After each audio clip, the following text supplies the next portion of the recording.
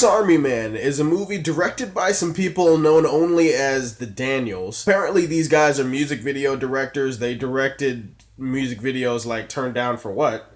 So they have that going for them. It stars Paul Dano and Daniel Radcliffe. The story here is there's a guy who is stranded on an island or a forest or whatever. He thinks he's about to die and he decides he wants to give up on life. So he tries to kill himself. Before he's able to kill himself, lo and behold, a dead body washes up on shore, and the dead body is Daniel Radcliffe. Now, this dead body isn't like your typical dead body. This dead body is farting. Yeah, you heard that right. The dead body starts passing gas. Either way, this dead body eventually starts talking to him. You heard that right too. This dead body starts talking to him, starts trying to have conversations with him. This dead body is very curious. He wants to find out about life. He wants to know what things are. He asks a lot of questions. The guy is revealed to literally be the human personification of a Swiss Army knife. I mean, he can do just about anything, and he helps this guy survive in the wild. I don't even really know how to break this movie down. This is hands down one of the weirdest movies I've ever seen in my life. We have found the oddball of 2016, ladies and gentlemen.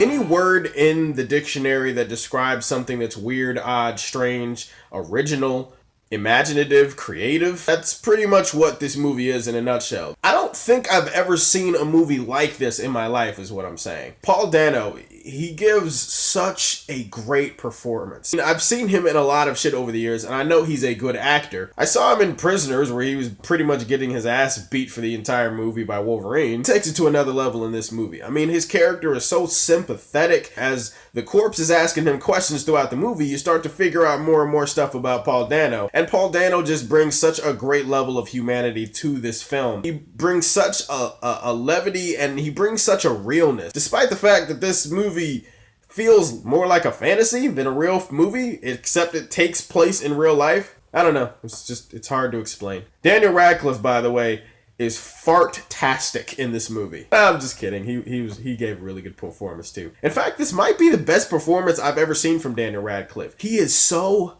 fucking funny in this movie, and that is a thing that I can give to the movie as a whole. The movie's insanely hilarious. Some of the humor is off kilter. There are parts of this movie where I'm legitimately sitting there like, okay, was I supposed to laugh at that? There's parts of this movie that just make me feel guilty because I'm not sure if I'm supposed to be laughing at it or not. That's how odd it is. That's how weird it is. I know I've said the words odd and weird about 40 times already in this review, but that literally is the only way I can describe this strange-ass movie. And this movie has a lot to say about humanity. It has a lot to say about hope and depression and pain and suffering and all of that stuff. It has a lot to say about us as human beings and how the way we live our lives, and sometimes keeping things in isn't always the best way. Do that metaphorically through the use of farting and stuff like that. There's also a little subtle message in this movie that basically boners can tell you which direction to go in life. I didn't write the movie. I'm just saying that little message is in this movie. You have to watch to find out. Overall, I can say that this is an experience unlike any I've ever had in life. I've never seen a movie that touches all these different levels of me emotionally. Seriously. Original and different. That's the best thing I can say about this movie. It's fucking different. In a year full of sequels and reboots and a whole bunch of unoriginal bullshit, we've got a really original, fresh new movie which tries to do a lot of different ideas and present them in a very different way. I mean, they deserve a lot of credit for that shit.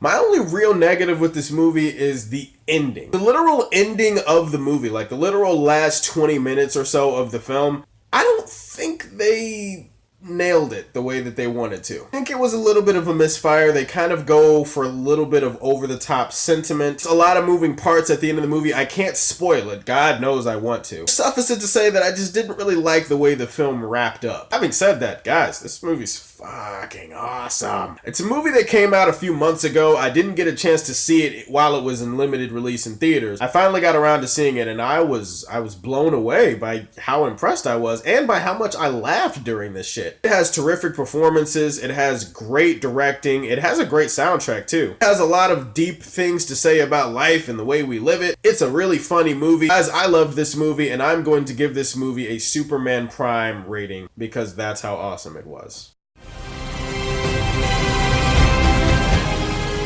If you guys ever get a chance, you got Vudu, or it comes out on Netflix eventually or something like that, check out Swiss Army Man. Seriously, this movie is just like a Swiss Army knife. It can fit your every need. Whatever you're looking for in a movie, this movie can give you that. That is my review of Swiss Army Man. Comment, like, share, subscribe. You know the drill. And as always, if you like what you see, tell me how you feel, and stay tuned to hear more from the Man of Steel.